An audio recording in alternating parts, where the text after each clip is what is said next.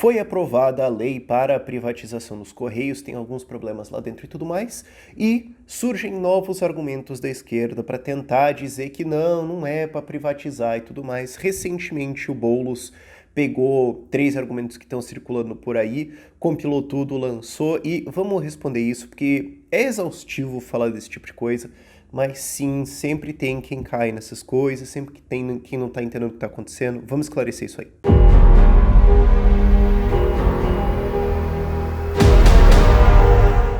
E assim, desculpa a voz, eu tô em viagem há um bom tempo, eu fico dormindo no lugar com ar-condicionado, tem rinite, etc. vai me estourando aqui. Mas é o que tem para hoje. Vamos lá, vamos entender o que está acontecendo nos Correios aqui. Sim, passou a lei da privatização, tem alguns problemas lá dentro, tem algumas críticas à lei que podem ser feitas. Eu tenho um outro vídeo que eu fiz toda uma análise do PL e tudo mais. Não mudou muito no fim das contas do que tem lá. Colocaram uma história de tipo, não pode demitir funcionários por 18 meses, mas no longo prazo isso não vai mudar muito a vida de muita gente. Mas o fato é que a esquerda cavou uns novos argumentos aí para tentar dizer, não, por que não pode privatizar, tá errado, estão fazendo, entregando o patrimônio brasileiro. E assim, primeiro isso mostra que eles estão tentando entender e adaptar as coisas, sabe? Porque eu sempre olho assim, o teu adversário, se ele tá começando a se adaptar, quer dizer que aquilo que você está fazendo funciona, sabe? Então, eles costumam falar, o patrimônio brasileiro, porque a estratégica e tal, eles viram que você não colava. Aí eles começaram a querer falar de número.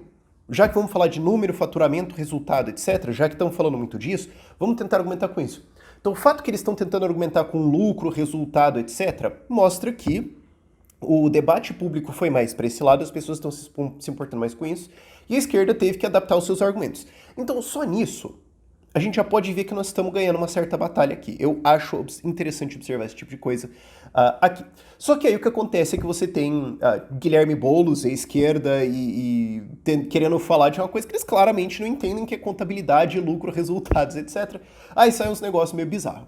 Então, assim, ele fez 3 argumentos que, na verdade, eles são muito similares, até assim, a linha de separação entre os 3 é um pouco borrada, mas vamos pegar um por um.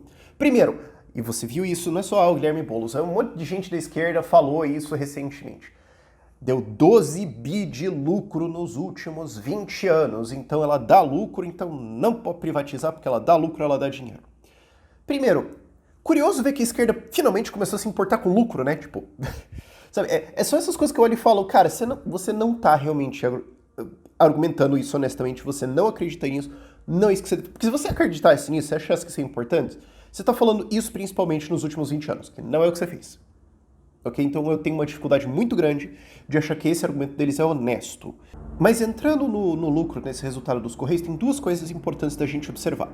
Primeiro, existe a diferença entre lucros extraordinários, faturamentos extraordinários e faturamentos normais correntes. Faturamento normal, corrente, etc., é a operação normal do seu negócio ganhando dinheiro.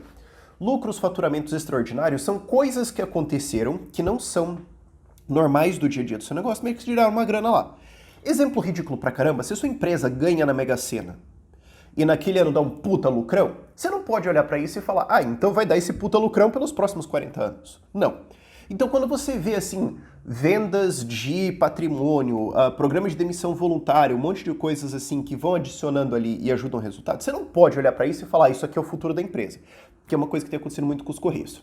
Segunda coisa interessante de notar é que essa estatal começou a dar uns lucros um pouquinho mais decente depois do impeachment. Foram 4 anos de prejuízo, teve o impeachment, e 2017 foi o primeiro lucro, depois de 4 anos no vermelho, de ter que fazer aporte, de ter que bancar a empresa, de ter que fazer um monte de coisa.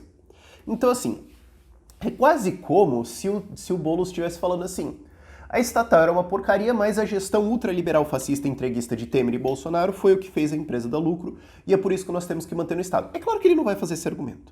Mas assim, o negócio começou a entrar na linha porque teve um puta choque de gestão agora. Teve um grande faturamento extraordinário em 2020, teve um monte de coisas que aconteceram recentemente que ajudaram a fazer os números ficarem mais bonitinhos, mas isso foi porque começaram a levar o negócio muito mais como empresa, mesmo sendo uma empresa estatal, do que levar como passeio, que era a gestão Dilma. E aí o que acontece? Por que a gente deveria acreditar que isso vai continuar ficando assim? Por que a gente deveria acreditar que com Lula sendo eleito aí em 2022, ou com algum governo de esquerda entrando, ou mesmo, cara, da direção que o Bolsonaro tá indo, daqui a pouco já vira o populismo maluco mesmo. Por que a gente deveria acreditar que ainda vai ter algum pingo de tentativa de seriedade na gestão dessa porcaria. Isso aqui não vai abrir um gigantesco de um rombo em 2022 por causa de campanha, ou 2023, 2024, etc., que já tá eleito ou reeleito, seja lá quem for. Por quê? Essa que é a coisa. Sabe, é a promessa de que, eu mudei, eu vou ser diferente. Olha, desculpa, eu não tô conseguindo acreditar aqui. E isso ainda levando em conta todo esse choque de gestão que teve nos últimos 4 anos para forçar essa porcaria dar lucro. Porque se você tivesse mantido os resultados do governo Dilma os 4 anos ali antes disso aqui começar a virar antes do impeachment, o rombo teria sido muito maior, amizade. Então, assim, se esse esquerda que tá querendo fazer esse argumento fosse olhar por aonde que o Estado ganha mais caixa, eles teriam que falar, pô, mas daí deixou de pagar imposto, no fim das contas saímos perdendo, né? Não que eu ligue pro caixa do Estado, eu quero que o caixa do Estado seja o menor possível, que toda vez que o Estado tem dinheiro, significa que nós que pagamos isso ficamos com menos dinheiro, porque o Estado vive de parasitar quem realmente produz alguma coisa. Mas o fato é que, novamente, olhando isso, você vê que ou esse argumento não é honesto, ou os caras, e assim, pra ser super sincero, eu acho que é possível, eles esqueceram que imposto existe. Porque é bem possível que eles esqueceram, que eles acham que não é tudo isso, que não pesa tanto, ou que, veja bem, ou que... Ou pode ser também que eles acham assim, esquece imposto, não sei o quê, porque a gente pode imprimir dinheiro, a gente pode fazer um monte de coisa aqui e tal, não interessa isso. O importante é ser estatal. Tem que ser estatal, não pode ser empresa privada, e isso aí eu valorizo mais do que o caixa. E daí usa isso para então justificar mentalmente como é que eles vão fazer um argumento desonesto desse aqui. E tem uma outra coisa presumida aqui dentro, que assim, não é explícito, né, tá implícito, tá presumido, mas é que só porque a empresa deu esse resultado, quer dizer que vai continuar dando. Então assim, eu gosto de fazer esse tipo de argumento. Vamos conceder pro adversário o máximo que eu posso do argumento dele e ainda assim provar que ele tá errado. Então assim, esquece todo o resto do vídeo até agora. Digamos que deu 12 bi de lucro e repassou 9 pro tesouro. Ai, que bonito, a empresa tá voando. Não quer dizer porcaria nenhuma sobre os próximos 10 anos. Não quer dizer nada sobre o futuro. Não quer dizer que vai continuar dando esse dinheiro. Pode ser que foi um bom negócio até agora. Eu posso até tomar umas e conceder isso aí. Não quer dizer nada sobre o futuro. Quer ver um exemplo? O e-commerce no Brasil em 2020 cresceu 74% o faturamento. Lockdowns, todo mundo começou a comprar tudo pela internet. Aí você pensa, bom, já que os Correios são a maior empresa de logística do Brasil, você imagina que se cresce 74% do faturamento de e-commerce, os Correios vão ter que abocanhar pelo menos uma parte disso. Quanto que foi o crescimento de faturamento dos Correios em 2020? 9%. Não conseguiram levar esse mercado fim.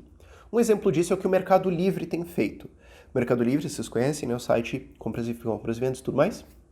Eles alocaram 10 bilhões de reais para investir em ter sua própria rede de logística de entregas para sair dos Correios. Notem que isso quase certamente é mais do que vale os Correios. Quando estavam falando de privatizar os Correios lá em 17, 18, acho, não me lembro exatamente, a avaliação dos Correios era alguma coisa entre 4 e 6 bilhões de reais. Então, assim, o Mercado Livre preferiu gastar 10 bi em fazer a sua própria rede do que comprar os Correios. Quer dizer, se tivesse à venda, né? Não estava à venda, mas enfim. Mas você vê que isso aí já mostra que tem alguma coisa meio errada. E aí o que aconteceu? Ao longo dos últimos 3 anos, o Mercado Livre tirou quase toda a sua rede de entregas de dentro dos Correios. Tanto que os Correios fizeram uma notinha reclamando que isso foi desleal e bababá. Cara, imagina isso, bicho. Você perde o cliente para de comprar de você, e ao invés de você tentar perguntar o que eu fiz de errado e como eu posso melhorar isso, você reclama que o cliente parou de comprar de você. Faz isso na tua empresa por um mês pra você ver o que acontece com o teu faturamento. Meu Deus do céu, cara. É impressionante o que passa na cabeça dos caras. Mas, 3 anos atrás, 95% das entregas do Mercado Livre eram pelos Correios. Hoje é 5%. Os Correios perderam esse negócio. E não é só isso, o Mercado Livre tem essas estatísticas, são públicas, mas quase todos os outros e-commerce no Brasil são isso. Eles estão tentando sair dos Correios. Então os Correios estão consistentemente perdendo mercado. Eles vão perder esse mercado de logística quase completamente no futuro. É uma questão de tempo e investimento para ir tirando essa galera. Imagina se o Mercado Livre vira a chave e fala então, pô, agora que eu consigo entregar no Brasil inteiro, eu também vou tentar fornecer esse serviço, vai que dá isso na cabeça deles. Os Correios estão ferrados se isso acontecer. Então, qual que vai ser o resultado dos Correios nos próximos 10 anos, dado que é uma empresa que basicamente se recusa a se adaptar? Você realmente acha que uma estatal com um presidente nomeado politicamente, uma estatal que é negociada politicamente em troca de apoio político, vai conseguir ter a mesma dinâmica e capacidade de se adaptar do que um bando de tigre no mercado que está saindo a porrada com todo mundo? Ah, por favor. Né? Mas esse argumento está embutido lá dentro. E outra coisa também que ele coloca, que é o terceiro argumento, que, como eu falei, ele é meio que os outros dois, que diz assim, estão falando que os Correios são dependentes do Tesouro, mas só teve um aporte de 250 ou 300 mil aí recentemente, não é o pagador de impostos que paga os Correios. De novo, se o que repassou para o Tesouro foi abaixo do que pagaria de imposto, na prática, contabilmente, depende do Estado. E é aquilo que eu falei lá atrás. Imagina se fosse uma empresa privada que o dono é um desafeto do governo. Você acha que o Boulos ia estar falando, claramente a empresa não é dependente do Tesouro. Não, ia estar falando, mamata, parasita que tá aí, paga imposto, seu vagabundo, ia estar falando isso.